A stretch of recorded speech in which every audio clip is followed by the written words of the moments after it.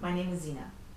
Today, I hope to share with you some information that I hope you never have a use for, but may one day save your life or the life of someone that you know. Most of us have already been educated on the early signs of stroke.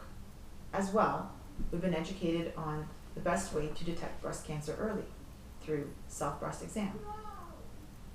Many of us have never even heard of bladder cancer, much less know what the early signs are. And that's what I'd like to talk to you about today. 18 months ago, I'd never heard of bladder cancer, and that's why I ignored those little bits of blood that I saw in my urine. But then one day, I had gross hematuria.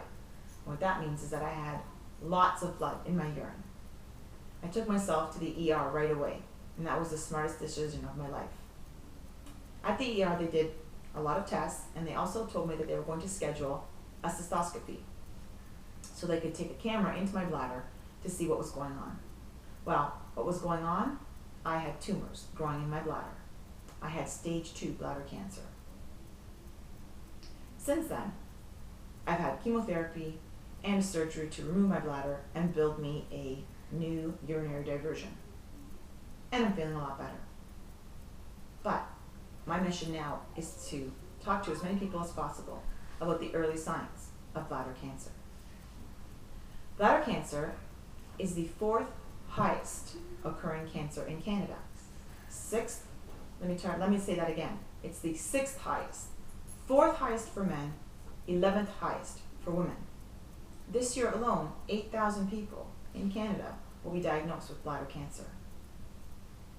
And what's really dangerous for women and men as well, but a lot of times patients will have blood in their urine and they'll go to their doctor and will be misdiagnosed with a bladder infection.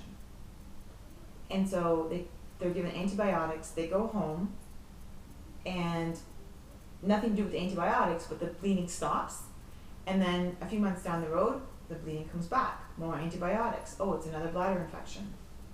And the cycle can continue. So here's the most important information I want you to know. If a bladder infection is suspected, it needs to be confirmed with a lab test that comes back and says, yes, it's definitely a bladder infection.